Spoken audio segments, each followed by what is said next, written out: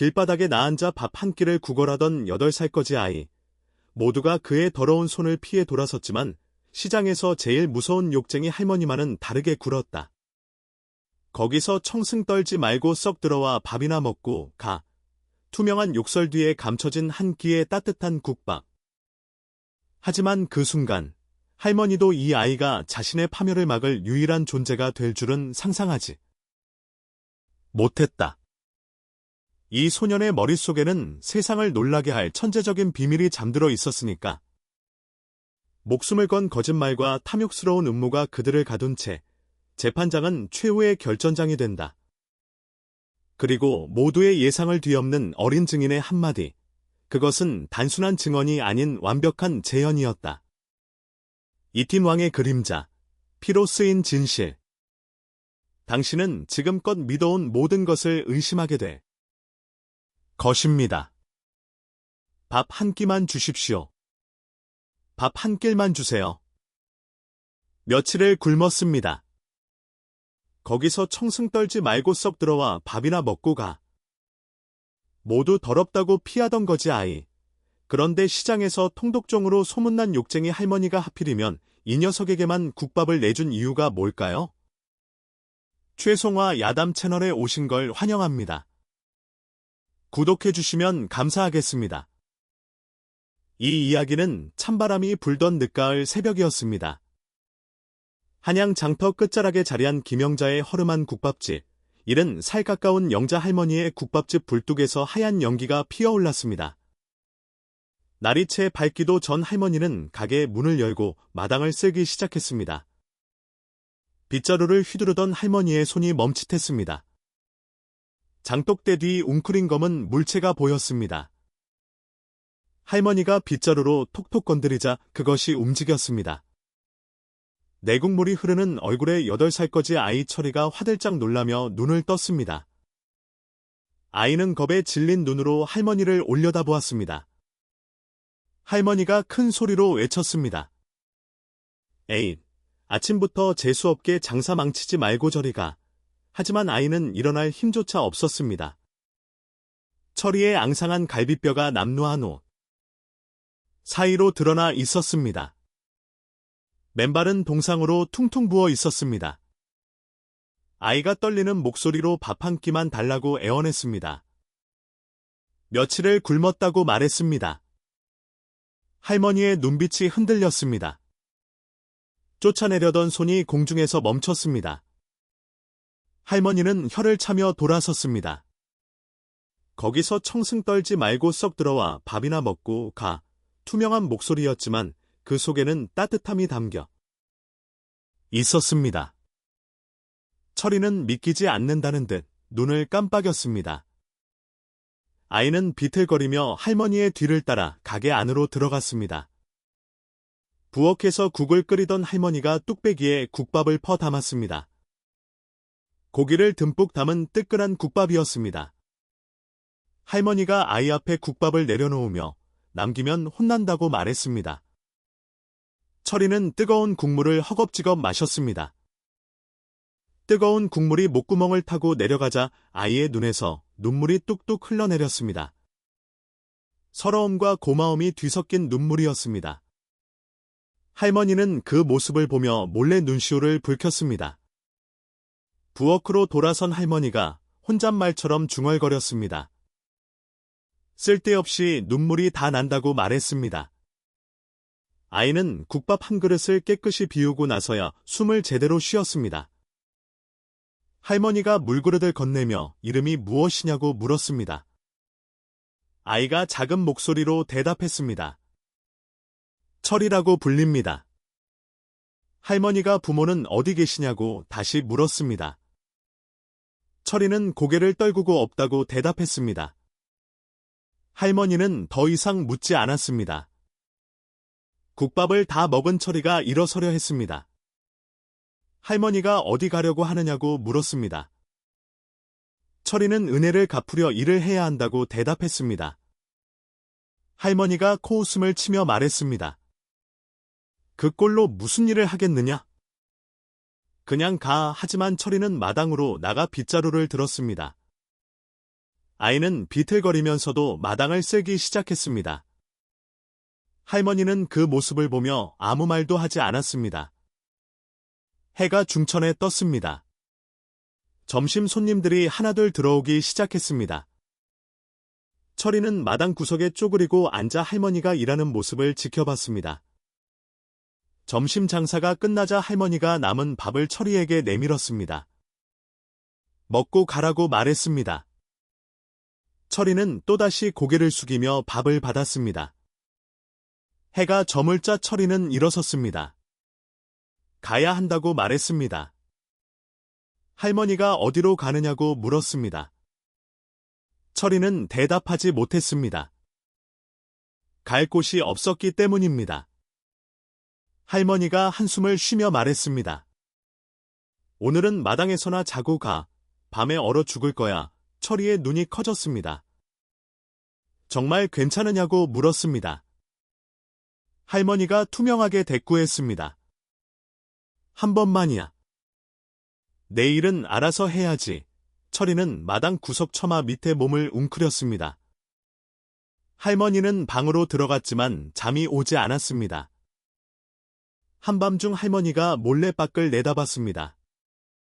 철이는 추위에 떨며 잠들어 있었습니다. 할머니는 자신의 누더기 이불 하나를 들고 나가 아이에게 덮어주었습니다. 철이는 잠결에 중얼거렸습니다. 감사하다고 할머니라고 말했습니다. 할머니는 아이의 머리를 한번 쓰다듬고 방으로 돌아갔습니다. 가을밤 이슬이 내렸습니다. 다음 날 새벽이었습니다. 할머니보다 먼저 일어난 철이가 마당을 쓸고 있었습니다. 물도 길어다 놓았고 장작도 패어 쌓여 있었습니다. 할머니가 밖으로 나와 그 모습을 봤습니다. 언제 일어나서 이 일을 다 했느냐고 물었습니다. 철이가 해맑게 웃으며 대답했습니다. 할머니께서 이불을 덮어주셨으니 은혜를 갚아야 한다고 말했습니다. 할머니는 딱히 할 말이 없었습니다. 오늘만이라고 밥 먹고 가라고 말했습니다. 하지만 그날도 그 다음 날도 철이는 새벽마다 나타났습니다. 아이는 묵묵히 일을 했고 밥을 얻어먹고 마당에서 잠을 잤습니다. 그러던 어느 날 저녁이었습니다. 할머니가 철이를 불렀습니다. 철이가 달려왔습니다. 할머니가 쪽방 하나를 가리켰습니다. 여기서 자라. 참고로 쓰던 곳이니 좁지만 마당보단 낫지. 철이의 눈에 눈물이 그렁그렁 맺혔습니다. 정말 괜찮으냐고 물었습니다. 할머니가 고개를 돌리며 말했습니다. 일이나 똑바로 해. 밥값은 해야지. 철이가 큰 절을 올렸습니다. 고맙습니다, 할머니. 평생 은혜 잊지 않겠습니다. 할머니는 아무 대꾸 없이 부엌으로 들어갔습니다. 하지만 할머니의 입가에는 미소가 번졌습니다. 그렇게 철이는 국밥집에서 지내게 되었습니다. 가을 햇살이 저물고 국밥집에 따뜻한 불빛이 켜졌습니다. 보름이 지났습니다. 철이는 이제 국밥집의 일손이 되어 있었습니다. 새벽에 일어나 마당을 쓸고 물을 길어오고 설거지를 거들었습니다. 손님들은 욕쟁이 할머니한테 손자가 생겼나 보다고 수근거렸습니다. 할머니는 손자는 무슨 일꾼이라고 투명하게 대답했지만 밤마다 아이의 이불을 덮어주었습니다. 엄청난 장사가 끝난 어느 한적한 오후였습니다. 손님이 두고 간 낡은 붓과 종이가 식탁 위에 놓여 있었습니다. 철이는 그것을 치우려다 발걸음이 멈췄습니다. 아이의 시선이 붓에 고정되었습니다.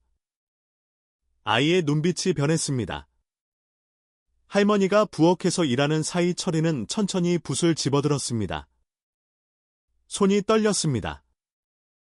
아이는 먹물을 찍어 종이 위에 무언가를 쓰기 시작했습니다.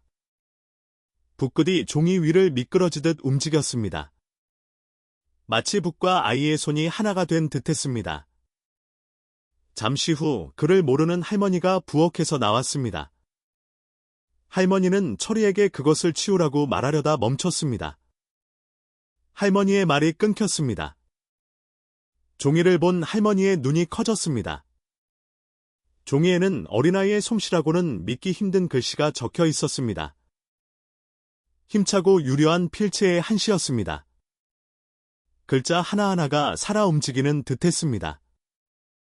할머니가 입을 벌린 채 말을 잇지 못했습니다. 때마침 단골 손님인 훈장님이 가게로 들어왔습니다. 훈장님은 마을 서당의 훈장으로 그를 가르치는 선비였습니다. 훈장님이 인사를 하려다 식탁 위에 종이를 보고 걸음을 멈췄습니다. 훈장님이 종이를 집어들었습니다. 손이 미세하게 떨렸습니다. 훈장님의 얼굴에 경악이 서렸습니다. 훈장님이 말했습니다. 이것은 명필 중의 명필, 대가의 솜씨로군. 할머니가 무엇이 어떻다는 것이냐고 물었습니다. 훈장님이 떨리는 목소리로 대답했습니다. 이것은 명필 중의 명필, 대가의 솜씨라고요. 훈장님이 철이를 물끄러미 바라봤습니다. 이 아이가 쓴 것이냐고 물었습니다. 할머니가 고개를 끄덕였습니다. 저 녀석은 글 배운 적이 없다고 말했습니다. 훈장님이 철이 앞에 무릎을 꿇고 눈높이를 맞췄습니다. 어디서 글을 배웠느냐고 물었습니다. 철이는 조심스럽게 대답했습니다. 그냥. 글자들이 머릿속에 그림처럼 그려져요. 훈장님이 깊은 한숨을 쉬었습니다. 하늘이 내린 제주로구나. 훈장님이 할머니를 돌아보며 말했습니다. 이 아이는 보통 아이가 아닙니다. 한번 본 것을 잊지 않는 천재적 기억력의 소유자입니다. 할머니는 철이를 바라보며 묘한 감정을 느꼈습니다. 기특하면서도 짠한 마음이 들었습니다. 할머니가 아이의 머리를 쓰다듬었습니다. 잘했다. 우리 철아. 하지만 철이는 갑자기 표정을 굳혔습니다. 아이는 재빨리 붓을 내려놓고 바보스러운 표정을 지었습니다. 아무것도 아니라고 말했습니다. 훈장님이 의아한 표정을 지으며 왜 그러느냐고 물었습니다. 철이는 고개를 숙인 채 대답하지 않았습니다. 훈장님은 더 이상 묻지 않았습니다. 훈장님이 자리에 앉아 국밥을 주문했습니다. 할머니가 국밥을 내오며 조용히 물었습니다. 저 아이가 정말 특별한 것이냐고 물었습니다. 훈장님이 진지하게 고개를 끄덕였습니다. 저런 재주는 100년에 한 번 나올까 말까 합니다. 신동입니다. 할머니는 철이를 다시 바라봤습니다. 아이는 마당에서 빗자루질을 하고 있었습니다. 평범한 거지 아이처럼 보였지만 할머니는 알았습니다. 이 아이에게는 무언가 비밀이 있다는 것을. 저녁이 깊어가고 국밥집에 호롱불이 켜졌습니다. 할머니와 철이는 나란히 앉아 저녁 식사를 했습니다. 할머니가 조심스럽게 물었습니다. 무슨 사연이 있느냐고 물었습니다. 철이는 밥을 먹다 손을 멈췄습니다. 아무것도 아니라고 대답했습니다. 할머니는 더 이상 묻지 않았습니다. 말하기 싫으면 하지 말아라. 할머니는 기다릴 거야. 철이의 눈가가 붉어졌습니다. 밤이 깊어갔습니다. 한편 마을 저편의 기와집 사랑방. 마을의 유지이자 악덕 건물주인 최 부자가 장부를 넘기고 있었습니다. 50대의 최 부자는 탐욕스러운 눈빛으로 장부를 응시했습니다. 심기가 불편한 표정이었습니다. 장부에는 빨간 줄이 그어진 항목이 있었습니다. 바로 영자 할머니의 국밥집 자리였습니다. 최 부자가 혀를 찼습니다. 저 욕쟁이 할머니가 언제까지 버틸 셈이냐 중얼거렸습니다. 하인 칠성이가 방으로 들어왔습니다. 칠성이가 조심스럽게 말했습니다. 장터 끝 국밥집 자리가 명당이라 기생집을 지으면 딱입니다. 최 부자의 눈빛이 번뜩였습니다. 그 자리면 장사가 잘 되겠지. 칠성이가 고개를 끄덕였습니다. 그런데 욕쟁이 할머니가 꿈쩍도 안 합니다. 최 부자가 장부를 탁 닫았습니다. 어떻게든 내보내야겠어. 최 부자의 입가에 탐욕스러운 미소가 번졌습니다. 최 부자는 하인을 시켜 관아의 박형방을 은밀히 호출했습니다. 해가 저물자 40대의 박형방이 몰래 최 부자의 집을 찾아왔습니다. 부패한 관리인 박형방은 돈 냄새를 맡으면 어디든 달려왔습니다. 최 부자가 엽전 꾸러미를 탁자 위에 올려놓았습니다. 무거운 엽전 소리가 방 안에 울렸습니다. 박형방의 눈이 반짝였습니다. 최 부자가 속삭였습니다. 할머니를 쫓아낼 꾀를 만들어봐. 박형방이 엽전 꾸러미를 쓸어 담으며 말했습니다. 내 힘을 빌리면 식은 죽 먹기입니다. 최 부자가 낮은 목소리로 명령했습니다. 이탈 없게 조용히 처리해라. 그 집에 어녀 사는 꼬맹이도 같이 치워버려. 박형방이 비열하게 웃었습니다. 명심하겠습니다. 두 사람은 술잔을 부딪혔습니다. 사악한 음모가 오가는 방 안. 밖에서는 바람이 불기 시작했습니다. 불길한 기운이 감돌았습니다. 찬바람이 창문 틈으로 스며들었습니다. 촛불이 흔들렸습니다. 국밥집에서는 할머니와 철이가 저녁 식사를 마치고 있었습니다. 철이가 그릇을 닦고 할머니가 마루를 쓸었습니다. 평화로운 저녁 풍경이었습니다. 두 사람은 아무것도 모르고 있었습니다. 곧 닥쳐올 위기를. 할머니가 하품을 하며 이제 자자고 말했습니다. 철이가 인사하며 안녕히 주무시라고 말했습니다. 호롱불이 하나둘 꺼졌습니다. 밤은 깊어갔습니다. 달빛만이 고요한 국밥집을 비쳤습니다. 나흘이 지났습니다. 아침 해가 떠올랐지만 국밥집에는 폭풍이 몰려오고 있었습니다. 최 부자가 하인 4~5명을 대동하고 국밥집에 들이닥쳤습니다. 큰 키의 하인들이 마당으로 거드름을 피우며 들어왔습니다. 할머니가 부엌에서 나왔습니다. 무슨 일이냐고 물었습니다. 최 부자가 거만한 태도로 말했습니다. 이 건물을 내가 쓸 테니 당장 비워라. 일방적인 통보였습니다. 할머니의 얼굴이 굳었습니다. 무슨 소리야? 이 땅은 내 거야. 최 부자가 비웃었습니다. 낡은 문서를 확인해 봤느냐? 이 땅의 주인은 나다. 할머니가 당황했습니다. 그게 무슨 소리냐? 최 부자가 문서 한 장을 꺼내 흔들었습니다.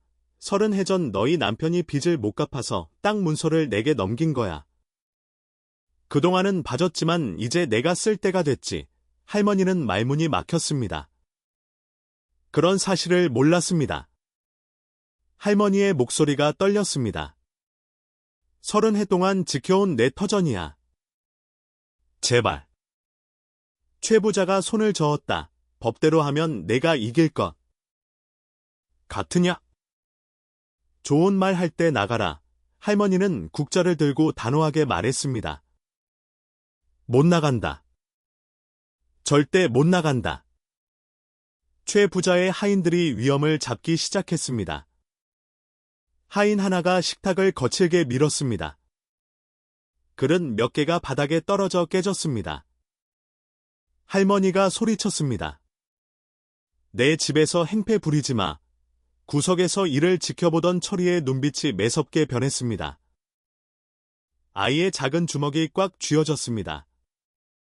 철이가 달려나와 할머니 앞을 막아섰습니다. 우리 할머니 괴롭히지 마세요. 어린아이의 외침이었지만 목소리에는 힘이 담겨 있었습니다. 최 부자가 철이를 내려다보며 혀를 찼습니다. 거짓 꼬맹이 주제에 어쩌려고. 최 부자가 하인에게 눈짓했습니다. 하인 하나가 철이에게 다가와 어깨를 밀었습니다. 철이가 뒤로 휘청거렸지만 넘어지지 않았습니다. 아이는 다시 할머니 앞을 막았습니다. 최 부자가 비웃으며 말했습니다. 사흘 안에 나가지 않으면 후회할 줄 알아 경고했습니다. 최 부자 일당이 마당을 나가며 웃었습니다. 발소리가 멀어지고 마당에는 할머니와 철이만 남았습니다. 가게는 엉망이 되어 있었습니다. 엎어진 의자, 깨진 그릇, 흩어진 식재료. 할머니는 힘없이 바닥에 주저앉았습니다. 할머니의 눈에서 눈물이 흘러내렸습니다. 잠시도 아니 10년을 지켜온 터전이었습니다. 남편과 함께 일구었던 곳이었습니다. 할머니가 떨리는 목소리로 중얼거렸습니다. 어떻게 하면 좋을지 모르겠어. 철이는 묵묵히 깨진 그릇을 주었습니다. 어질러진 의자를 세웠습니다. 아이의 어린 얼굴에 굳은 결심이 서려 있었습니다. 철이가 혼잣말처럼 중얼거렸습니다. 할머니는 내가 지킬 거야. 할머니는 철이의 말을 듣지 못했습니다. 할머니는 여전히 바닥에 주저앉아 울고 있었습니다. 해가 기울었습니다. 국밥집의 그림자가 길게 드리웠습니다. 그날 밤이었습니다. 쪽방에서 잠든 철이는 식은땀을 흘리며 뒤척였습니다. 아이는 악몽을 꾸고 있었습니다. 꿈속에서 관군들이 집으로 들이닥쳤습니다. 칼을 든 관군들이 문을 부수고 들어왔습니다.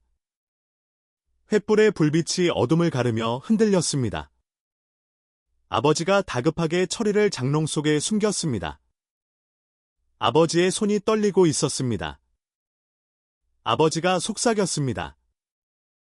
영석아, 살아야 한다. 그 이름을 잊지 마라. 이영석, 내 이름을 잊지 마라. 관군들이 아버지를 끌고 갔습니다. 아버지가 끌려가며 외쳤습니다. 잘 있거라. 명석아, 그 목소리가 점점 멀어졌습니다. 장롱 속에 숨은 철이는 입을 막고 울음을 삼켰습니다. 꿈속에서 철이가 소리쳤습니다. 아버지. 아이는 그 외침과 함께 잠에서 깼습니다. 철이는 가쁜 숨을 몰아쉬었습니다. 온몸이 땀으로 젖어 있었습니다. 손이 떨렸습니다. 아이는 떨리는 손으로 품속을 더듬었습니다. 철이가 꺼낸 것은 아버지의 유품인 낡은 붓이었습니다. 붓대에는 작은 글씨로 이름이 새겨져 있었습니다.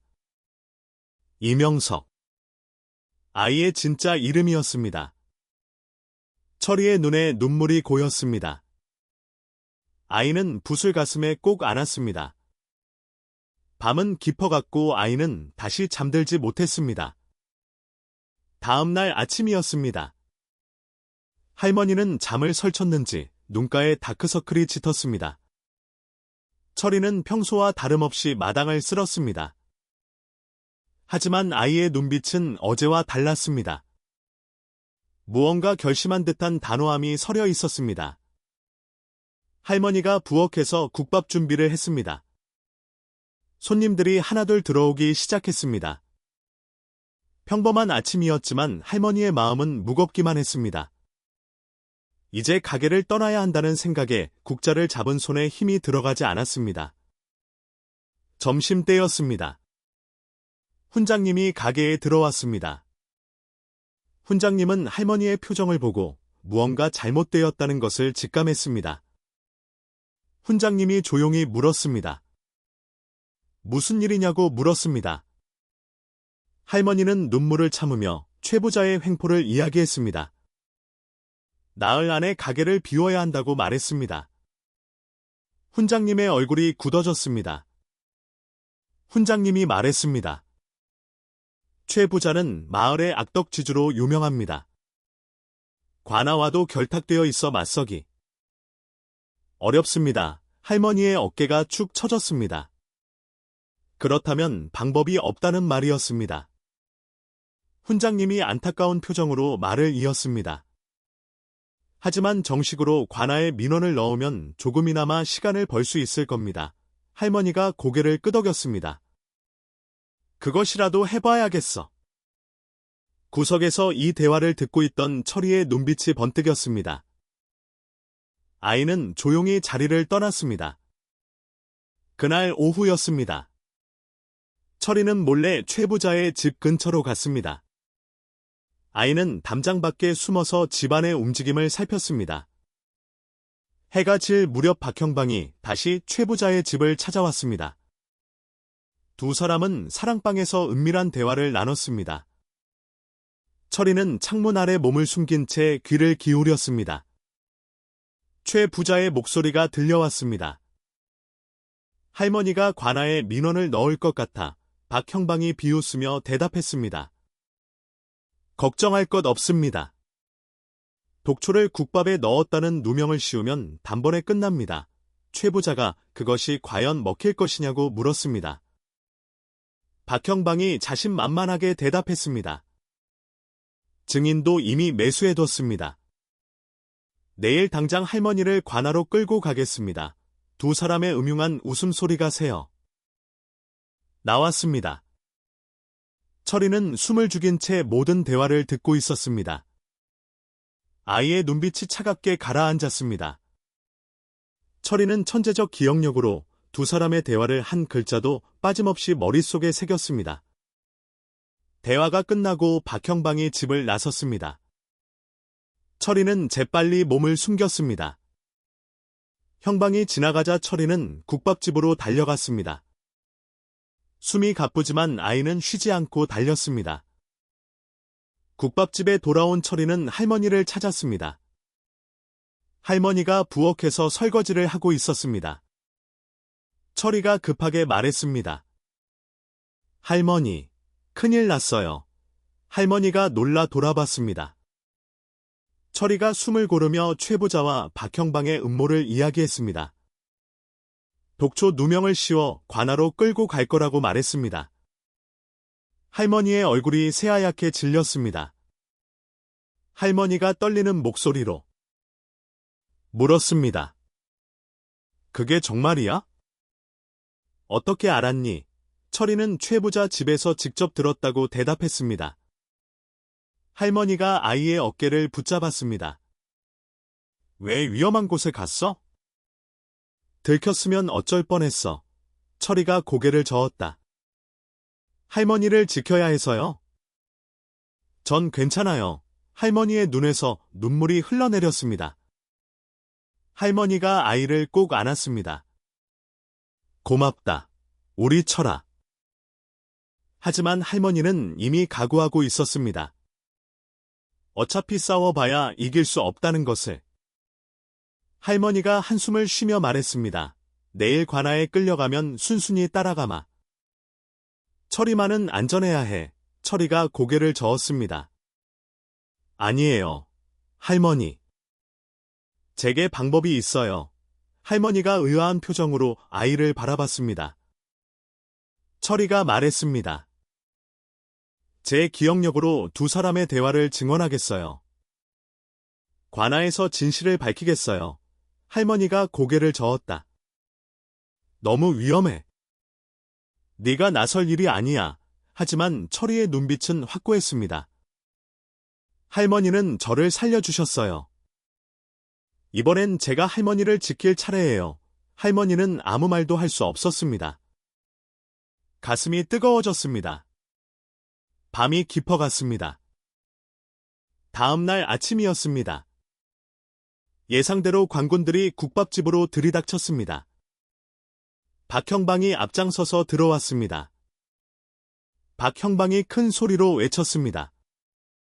김영자를 체포하러 왔다. 독초를 넣어 사람을 해친 혐의다. 할머니가 항변했습니다. 그런 적 없다. 누명이야. 하지만 박형방은 듣지 않았습니다. 할머니의 팔을 붙잡았습니다. 할머니가 끌려가기 시작했습니다. 철이가 달려나왔습니다. 우리 할머니는 아무 잘못 없어요. 박형방이 아이를 노려봤습니다. 거짓 꼬맹이는 입 다물어. 철이가 물러서지 않았습니다. 저도 같이 갈게요. 할머니 혼자 안 보내요. 박형방이 혀를 찼습니다. 그러던지 말던지 할머니와 철이는 함께 관아로 끌려갔습니다. 마을 사람들이 모여들어 구경했습니다. 수군거리는 소리가 들렸습니다. 욕쟁이 할머니가 독을 탔다고 장사 그렇게 하더니 결국 망했네. 철이는 주먹을 꽉 쥐었습니다. 관아로 가는 길은 멀게만 느껴졌습니다.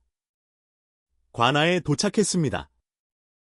넓은 마당에는 이미 사람들이 모여 있었습니다. 구경하러 온 구경꾼들이었습니다. 사또가 높은 자리에 앉아 있었습니다. 50대의 사또는 엄숙한 표정이었습니다. 사또가 나무 방망이를 덱쳤습니다. 재판을 시작한다고 선언했습니다. 박형방이 앞으로 나와 고발 내용을 읽었습니다. 김영자가 국밥에 독초를 넣어 손님을 해쳤다고 말했습니다. 증인도 있다고 주장했습니다. 박형방의 신호에 따라 한 남자가 앞으로 나왔습니다. 40대 남자는 최 부자가 미리 매수한 가짜 증인이었습니다. 남자가 거짓 증언을 했습니다. 자신이 국밥을 먹고 배탈이 났다고, 분명 독초가 들어있었다고 말했습니다. 할머니가 억울하다고 외쳤습니다. 그런 일 없다. 30해 장사하면서 한 번도 그런 적 없다. 하지만 사또는 증인의 말을 믿는 듯했습니다. 사또가 할머니에게 물었습니다. 안 밝힐 증거가 있느냐? 할머니는 대답하지 못했습니다. 증거가 없었습니다. 박형방이 비웃었습니다. 증거도 없으면서 억울하다고만 하다니. 사또가 판결을 내리려는 순간이었습니다. 철이가 앞으로 나섰습니다. 잠깐만요. 어린아이의 외침에 관아가 조용해졌습니다. 사또가 아이를 내려다봤습니다. 무엇이냐? 철이가 또박또박 말했습니다. 저에게 증거가 있습니다. 이것은 모두 거짓이고 음모입니다. 박형방의 얼굴이 굳어졌습니다. 박형방이 소리쳤습니다. 거짓 꼬맹이가 무슨 증거가 있다고 하느냐? 사또가 손을 들어 박형방을 제지했습니다. 철이에게 말했습니다. 증거가 있다면 말해보아라. 철이가 깊이 숨을 들이쉬었습니다. 아이의 눈빛이 또렷해졌습니다. 철이가 말하기 시작했습니다. 이틀 전, 저녁, 최 부자의 사랑방에서 박형방과 최 부자가 이런 대화를 나눴습니다. 철이는 천재적 기억력으로 그날 밤 들었던 대화를 한 글자도 빠짐없이 재현했습니다. 최 부자의 목소리, 박형방의 목소리, 심지어 웃음소리까지 똑같이 흉내냈습니다. 철이가 말했습니다. 할머니가 관아에 민원을 넣을 것 같으니 독초를 국밥에 넣었다는 누명을 씌우자. 증인도 이미 매수해뒀으니 걱정 없다. 내일 당장 할머니를 관아로 끌고 가겠다. 아이의 목소리는 떨림없이 정확했습니다. 관아가 술렁이기 시작했습니다. 구경꾼들이 놀라 수군거렸습니다. 박형방의 얼굴이 창백해졌습니다. 박형방이 소리쳤습니다. 거짓말이다. 꾸며낸 이야기다. 철이가 흔들림 없이 말을 이었습니다. 그뿐만 아닙니다. 최 부자는 이렇게 말했습니다. 철이는 계속해서 두 사람의 대화를 재현했습니다. 국밥집 자리에 기생집을 지으려는 계획까지 모두 폭로했습니다. 사또의 표정이 점점 굳어졌습니다. 사또가 박형방을 날카롭게 쳐다봤습니다. 사또가 물었습니다. 이것이 사실이냐? 관리가 백성과 결탁해 누명을 씌우려 했느냐? 박형방이 당황하며 변명했습니다. 어린아이의 말을 믿을 수 있습니까? 증거가 어디 있습니까? 철이가 말했습니다. 증거는 저 사람입니다. 철이가 가짜 증인을 가리쳤습니다. 철이가 물었습니다. 당신은 정말 국밥을 먹고 배탈이 났습니까? 아니면 돈을 받고 거짓 증언을 한 겁니까? 가짜 증인의 얼굴이 창백해졌습니다. 사또가 엄하게 물었습니다. 진실을 말하라. 거짓 증언은 중죄다. 가짜 증인은 더 이상 버티지 못했습니다. 남자가 무릎을 꿇으며 자백했습니다. 용서하십시오. 최부자에게 돈을 받고 거짓 증언을 했습니다. 관아가 다시 술렁거렸습니다. 사또의 얼굴이 노여움으로 붉어졌습니다. 사또가 나무 방망이를 세게 내리쳤습니다. 박형방, 최부자, 두 사람을 당장 체포하라. 관군들이 박형방을 붙잡았습니다. 박형방이 발버둥을 쳤지만 소용없었습니다. 최부자도 곧 끌려왔습니다. 최부자가 애원했습니다. 실수였습니다. 용서해 주십시오. 하지만 사또는 단호했습니다. 사또가 판결했습니다. 형방과 최부자는 직권을 남용하고 무고한 백성을 해하려 한 죄로 유배 처한다. 김영자는 무죄이며 국밥집 자리는 김영자의 소유임을 확인한다. 관아의 박수 소리가 터져 나왔습니다. 구경꾼들이 환호했습니다. 할머니는 믿을 수 없다는 표정으로 처리를 바라봤습니다. 할머니의 눈에서 뜨거운 눈물이 흘러내렸습니다. 사또가 처리를 불렀습니다. 아이를 가까이 오게 했습니다. 사또가 물었습니다. 어린 나이에 어찌 저런 정확한 기억을 할 수 있느냐? 이름이 무엇이냐? 철이가 대답했습니다. 철이라고 불립니다. 사또가 고개를 저었다. 그것은 이름이 아니니 진짜 이름을 말하라. 철이는 잠시 망설였습니다. 아이는 할머니를 돌아봤습니다. 할머니가 고개를 끄덕였습니다. 괜찮다고. 말해도 된다고 눈빛으로 말했습니다. 철이가 조용히 대답했습니다. 이명석입니다. 사또의 눈이 커졌습니다. 사또가 다시 물었습니다. 아버지가 누구냐? 명석이가 대답했습니다. 이 판서의 아들입니다. 관아가 다시 한번 술렁거렸습니다. 사또가 깜짝 놀라며 자리에서 일어났습니다. 사또가 말했습니다. 이 판서는 10년 전 영의정의 누명을 쓰고 죽은 충신이지. 그 아들이 살아있었느냐? 명석이가 고개를 끄덕였습니다. 아버지가 저를 장롱 속에 숨겨 살려냈습니다. 그 후 10년간 거지로 떠돌았습니다. 사또가 명석이 앞에 무릎을 꿇었습니다. 사또가 말했습니다. 이 판서는 억울하게 죽은 충신입니다. 언젠가 반드시 누명이 벗겨질 겁니다. 명석이가 눈물을 흘렸습니다. 아버지의 이름을 기억해주는 사람이 있다는 것만으로도 감사했습니다. 할머니가 명석이를 꼭 안았습니다. 할머니가 말했습니다. 괜찮아. 할머니가 있다. 사또가 할머니에게 말했습니다. 이 아이를 잘 보살펴 주시오. 장차 큰 사람이 될 것입니다. 할머니가 고개를 끄덕였습니다. 목숨을 걸고 지키겠습니다. 재판이 끝나고 할머니와 명석이는 국밥집으로 돌아왔습니다. 마을 사람들이 길가에 늘어서 두 사람을 맞이했습니다. 사람들이 박수를 쳤습니다. 훈장님이 달려와 축하했습니다. 할머니와 명석이는 국밥집 마당에 섰습니다. 할머니가 명석이 손을 잡았습니다. 고맙다, 명석아. 할머니를 지켜줘서 명석이가 고개를 저었다. 아니에요, 할머니. 할머니가 저를 먼저 살려주셨잖아요. 두 사람은 마주보며 웃었습니다.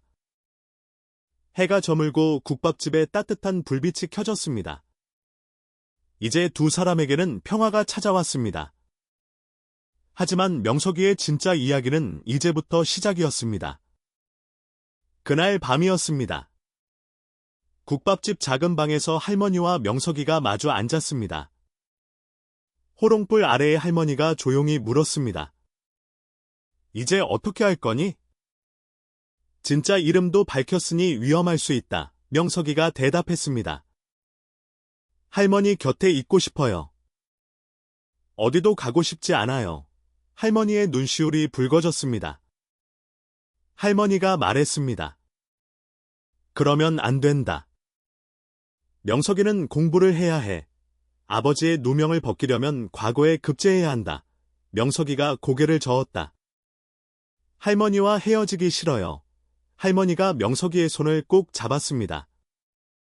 명석아, 할머니는 괜찮아. 너는 큰 사람이 되어야 해. 그게 내 아버지의 소원이기도 하고 명석이의 눈에서 눈물이 흘러내렸습니다. 할머니가 계속 말했습니다. 훈장님께 부탁해서 공부를 시키겠다. 과거에 급제할 때까지 뒷바라지 하겠다. 약속한다. 명석이가 할머니를 꼭 안았습니다. 할머니, 고맙습니다. 꼭 장원 급제에서 돌아올게요. 할머니가 명석이의 등을 토닥였습니다. 그래, 우리 명석이. 할머니가 믿는다. 그날 밤 두 사람은 오랫동안 이야기를 나눴습니다. 과거의 이야기, 미래의 꿈, 서로에 대한 고마움. 호롱불이 깜빡이며 밤을 밝혔습니다. 다음 날 아침이었습니다. 훈장님이 국밥집을 찾아왔습니다. 할머니가 훈장님께 부탁했습니다. 명석이를 제자로 받아달라고. 과거 시험을 준비시켜 달라고 간청했습니다. 훈장님이 기꺼이 승낙했습니다. 명석이 같은 천재를 가르치는 것은 저의 영광입니다. 그날부터 명석이의 새로운 삶이 시작되었습니다.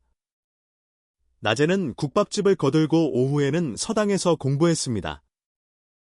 명석이의 실력은 날로 늘어갔습니다. 한 번 읽은 책은 통째로 외웠고 한 번 배운 글은 절대 잊지 않았습니다. 훈장님은 감탄을 금치 못했습니다. 6달 만에 명석이는 서당의 모든 책을 섭렵했습니다.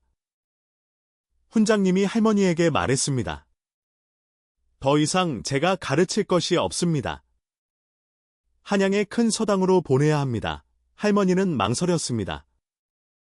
명석이와 떨어지기 싫었습니다. 하지만 아이의 앞날을 위해서는 보내야 한다는 것을 알고 있었습니다. 할머니가 결심했습니다. 명석이를 한양의 큰 서당으로 보내기로 했습니다. 할머니는 밤낮으로 일해서 돈을 모았습니다. 국밥집 장사를 더 열심히 했습니다. 새벽부터 밤 늦게까지 쉬지 않고 일했습니다. 손님들은 할머니의 정성에 감동했습니다. 국밥집은 점점 번창했습니다. 1년이 지났습니다. 할머니는 드디어 명석이의 공부 비용을 마련했습니다. 떠나는 날 아침이었습니다. 명석이는 작은 보따리 하나만 메고 할머니 앞에 섰습니다. 할머니가 명석이에게 은전 뭉치를 건넸습니다. 힘들면 써라. 아끼지 말고. 명석이가 고개를 저었다. 받을 수 없어요. 할머니가 너무 힘들게 모은 돈이에요. 할머니가 억지로 명석이 손에 쥐어주었습니다. 명석아, 할머니는 괜찮아. 너만 건강하고 열심히 하면 돼. 명석이의 눈에서 눈물이 흘렀습니다. 명석이가 할머니 앞에 큰 절을 올렸습니다. 할머니, 평생 은혜 잊지 않겠습니다. 꼭 장원 급제에서 돌아오겠습니다. 할머니가 명석이를 일으켰습니다. 할머니도 눈물을 흘리고 있었습니다. 그래. 우리 명석이. 할머니가 여기서 기다릴게. 명석이가 마지막으로 할머니를 꼭 안았습니다. 그리고 돌아서서 걸어갔습니다. 한 걸음 한 걸음 멀어질 때마다 뒤를 돌아봤습니다. 할머니는 마당에 서서 손을 흔들었습니다. 명석이의 모습이 길끝에서 사라질 때까지 할머니는 그 자리에서 있었습니다. 할머니가 중얼거렸습니다. 잘 가라. 우리 명석아. 할머니의 눈에서 눈물이 끊임없이 흘러내렸습니다. 세월이 흘렀습니다. 3년, 5년, 7년 명석이는 한양에서 열심히 공부했습니다. 할머니에게 편지를 보냈습니다. 건강하다고, 공부 잘하고 있다고, 할머니 보고 싶다고 썼습니다. 할머니는 글을 읽을 수 없었지만 마을 훈장님이 편지를 읽어 주었습니다.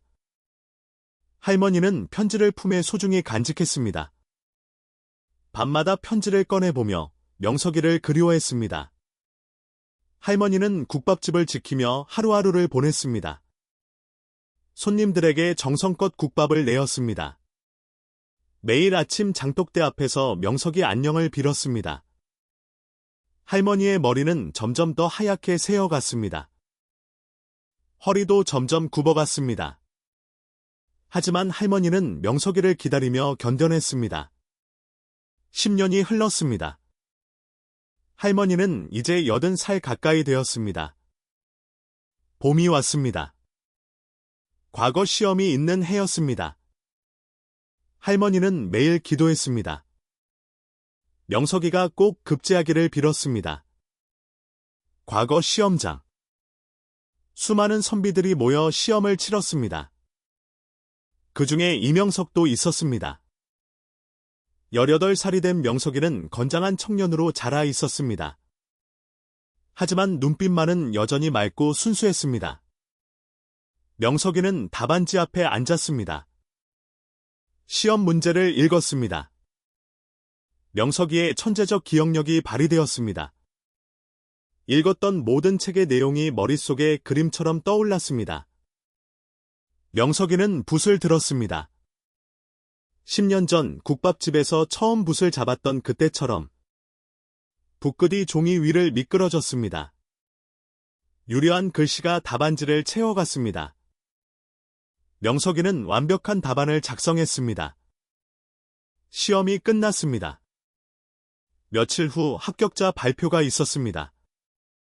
북소리가 울렸습니다. 수많은 사람들이 방 앞에 모였습니다. 관리가 합격자 명단을 읽기 시작했습니다. 맨 마지막에 장원급제자가 발표되었습니다. 장원급제, 이명석, 광장이. 술렁거렸습니다. 사람들이 환호했습니다. 명석이는 그 자리에 무릎을 꿇었습니다. 하늘을 향해 절을 올렸습니다. 아버지께 고했습니다. 아버지, 아들이 장원급제했습니다. 이제 누명을 벗길 수 있습니다. 그리고 마음속으로 할머니를 떠올렸습니다. 할머니께도 알려드려야 한다고 생각했습니다. 명석이는 즉시 준비를 했습니다. 임금님께 아뢰어 며칠의 휴가를 얻었습니다. 할머니를 찾아뵙고 오겠다고 말했습니다. 임금님이 허락했습니다. 효자라고 칭찬했습니다. 명석이는 화려한 관복을 입었습니다. 장원 급제자에게 주어지는 붉은 꽃을 모자에 꽂았습니다. 말을 타고 고향으로 향했습니다. 마음이 설렜습니다. 10년 만에 할머니를 만난다는 생각에 가슴이 뛰었습니다. 국밥집이 있는 마을에 도착했습니다. 마을은 여전했습니다. 10년 전 그 모습 그대로였습니다. 장터 끝 익숙한 국밥집 굴뚝에서 연기가 피어올랐습니다. 명석이는 말에서 내렸습니다. 천천히 국밥집으로 걸어갔습니다. 마당에 들어서자 할머니가 보였습니다. 할머니는 여전히 마당을 쓸고 있었습니다. 허리는 더 굽고 머리는 완전히 하얗게 새었습니다. 하지만 손놀림은 여전히 부지런했습니다. 명석이의 눈에서 뜨거운 눈물이 흘렀습니다. 명석이가 조용히 불렀습니다. 할머니, 할머니가 고개를 들었습니다. 화려한 관복을 입은 청년이 서 있었습니다. 할머니는 순간 누군지 알아보지 못했습니다. 명석이가 다시 불렀습니다. 할머니, 손자 명석이가 왔습니다. 할머니의 눈이 커졌습니다. 빗자루가 손에서 떨어졌습니다. 할머니가 떨리는 목소리로 물었습니다. 명석이? 우리 명석이냐? 명석이가 고개를 끄덕이며 할머니에게 다가갔습니다. 네, 할머니. 10년 만에 돌아왔습니다. 할머니가 명석이를 끌어 안았습니다. 할머니가 울먹였습니다. 잘 왔다. 우리 명석이. 얼마나 보고 싶었는지 명석이도 할머니를 꼭 안으며 울었습니다. 할머니, 보고 싶었어요. 정말 보고 싶었어요. 두 사람은 한참 동안 껴안고 울었습니다. 10년의 그리움이 눈물로 흘러내렸습니다. 할머니가 명석이를 떼어놓고 자세히 바라봤습니다. 화려한 관복, 모자에 붉은 꽃, 할머니가 떨리는 목소리로 물었습니다. 명석아, 혹시... 명석이가 환하게 웃었습니다. 네, 할머니. 약속대로 장원 급제했습니다. 할머니의 다리에 힘이 풀렸습니다. 할머니가 그 자리에 주저앉으며 하늘을 우러러 외쳤습니다. 하늘이시여, 감사합니다. 할머니는 기쁨의 눈물을 흘렸습니다. 10년을 기다린 보람이 있었습니다. 마을 사람들이 소식을 듣고 몰려왔습니다. 장원 급제자가 국밥집에 왔다는 소문이 퍼졌습니다. 사람들은 명석이를 보고 깜짝 놀랐습니다. 10년 전 거지 꼬맹이 철이가 장원 급제했다는 것을 알고 경악했습니다. 훈장님이 달려왔습니다. 훈장님이 명석이 앞에 절을 올렸습니다. 축하하네, 명석이. 자네는 진짜 해냈어.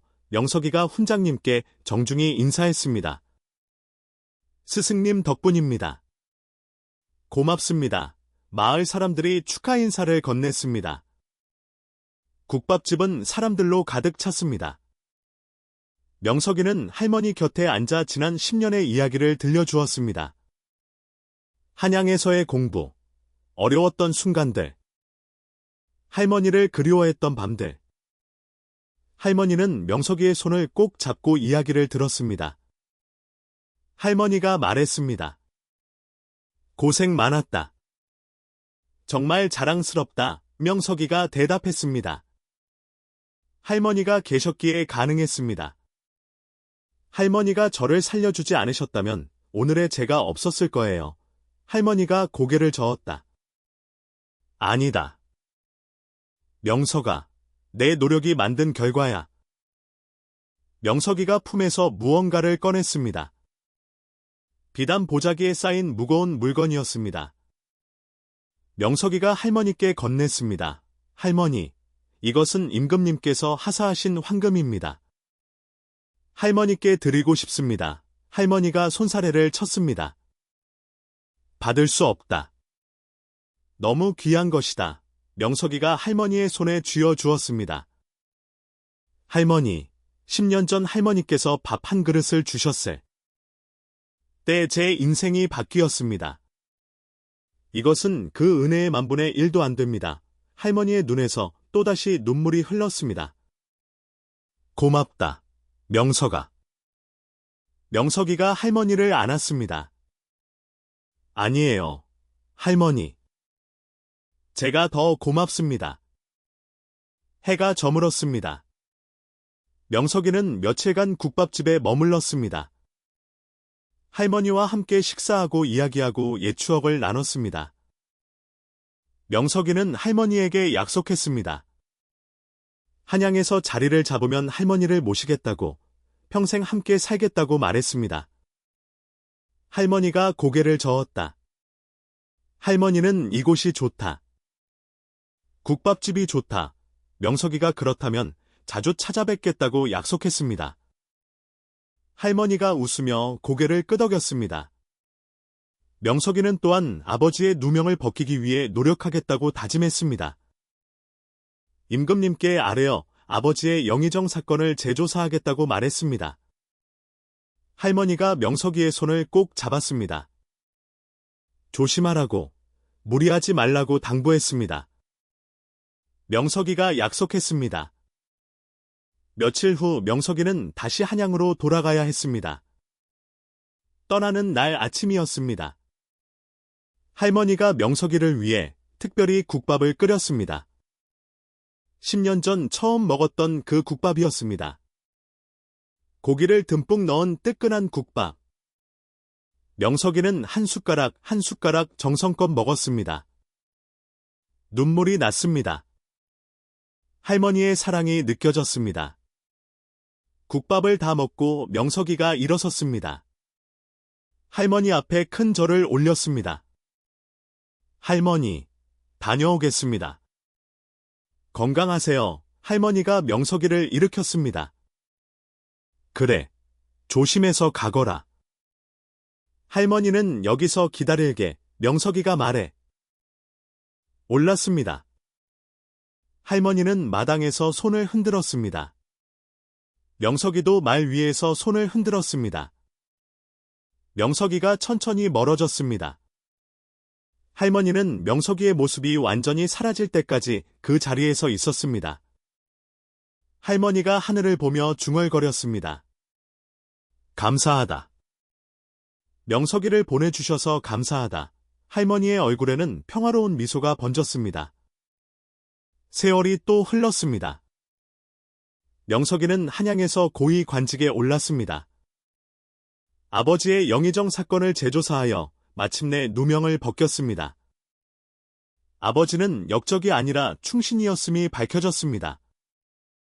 임금님은 명석이의 아버지에게 명예를 회복시켜 주었습니다. 명석이는 약속대로 자주 고향을 찾았습니다. 한 달에 한 번은 꼭 할머니를 찾아뵙고 국밥을 함께 먹었습니다. 할머니는 명석이가 올 때마다 기뻐했습니다. 국밥집은 여전히 장사를 했습니다. 하지만 이제 할머니는 돈을 받지 않았습니다. 가난한 사람들에게 공짜로 국밥을 주었습니다. 명석이가 보내준 돈으로 넉넉했기 때문입니다. 할머니는 10년 전 철이에게 국밥을 준 것처럼 다른 굶주린 아이들을 도왔습니다. 할머니의 선행은 계속되었습니다. 마을 사람들은 할머니를 존경했습니다. 훈장님은 할머니를 성인이라고 불렀습니다.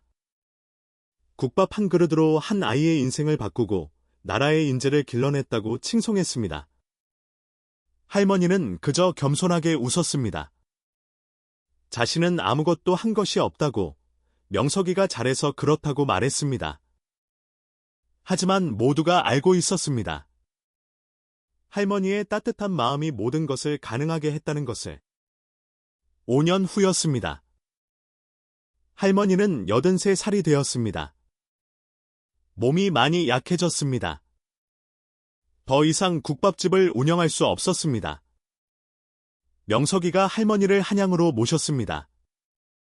할머니는 명석이의 큰 저택에서 편안하게 지냈습니다. 명석이는 매일 아침 할머니께 문안 인사를 드렸습니다. 할머니는 행복했습니다. 명석이도 결혼을 했습니다. 착한 아내를 맞이했습니다. 아내도 할머니를 진짜 할머니처럼 모셨습니다. 할머니는 손주들도 보게 되었습니다. 명석이의 아이들이 태어났습니다. 할머니는 아이들을 무릎에 앉히고 옛날 이야기를 들려주었습니다. 10년 전 국밥집에서 있었던 일들을. 아이들은 할머니의 이야기를 재미있게 들었습니다.